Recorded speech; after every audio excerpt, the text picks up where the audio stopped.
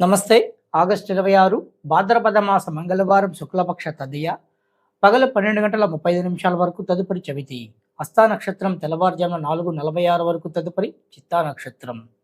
దుర్ముహూర్తం ఉదయం 8:15 నుండి 9:07 మధ్య కలదు. మంగళవారం హస్తా నక్షత్రం సౌమ్యయోగం సుఖము, చిత్త ద్వాంశయోగం విఘ్నం కనుక తెల్లవారుజామున 4:40లో ప్రయాణాలు అనుకూలం. విఘ్నేశ్వరునికి అనంత నామాలున్నాయి, అనేక అవతారాలు ఉన్నాయి. ఆయన లీలాగాథలు కూడా అనంతాలే.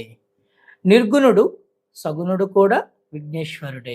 అటువంటి విఘ్నేశ్వరునికి మరింత ఇష్టమైన 16 నామాలున్నాయి. ఆ నామాలను భక్తితో తలుచుకుంటే సకల శుభాలు కలుగుతాయి. ఈ నామాలను ఉచ్చరించినా విన్నా కూడా సర్వశుభాలు కలుగుతాయి. సుముఖుడు, ఏకదంతుడు, కపిలుడు, గజకర్ణకుడు, లంబోదరుడు, వికటుడు, విఘ్నరాజ, గణాధిపుడు, ధూమకేతుడు, గణాధ్యక్షుడు, పాలచంద్రుడు, గజాననుడు, వక్రతుండు, శూర్పకర్ణుడు, హేరాంబుడు, స్కందపూర్వజుడు.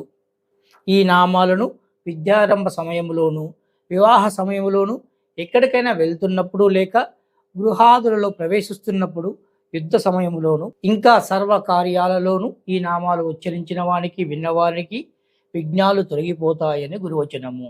కన్యా మీనరాశి వారు కందులు దానం చేస్తే భూలాభం కలుగును.